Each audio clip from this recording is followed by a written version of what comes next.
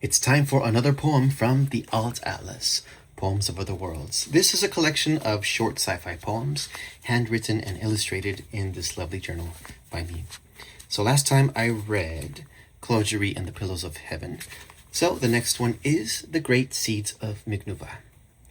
In Mignuvah, there is a tree that drops a very giant seed, too big and tough to move or crack, even for massive Gelifrac. But Gelifrac, quite clever being, it knows the ways of gravity. This world was blessed, a massive moon, that in the night so greatly looms, the seed now light enough to move, that Gelifrac can bear to push, and in the clear light of the moon it travels to a field of pools.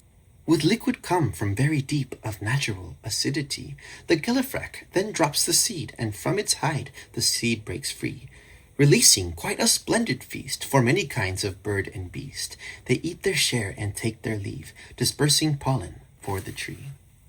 So as you can see here, I imagine a very complex relationship between all of the different elements, the animals, the giant seeds of the tree, and the gravity of the moon.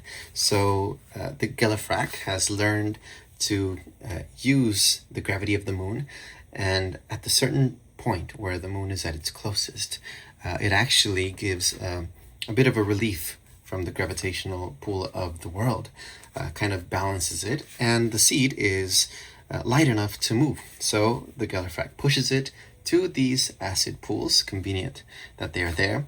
And then, of course, there is a host of animals that are waiting to feast on this seed. So quite a complex relationship. But, of course, I'm not sure if this kind of orbit would be possible, the scenario of a moon with such gravity and close enough. Who knows, it may disrupt the gravity and not have a stable orbit.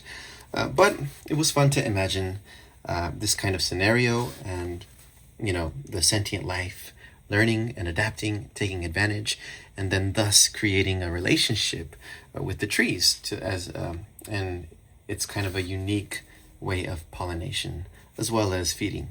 So that was The Great Seeds of Mignuvah from the Alt Atlas.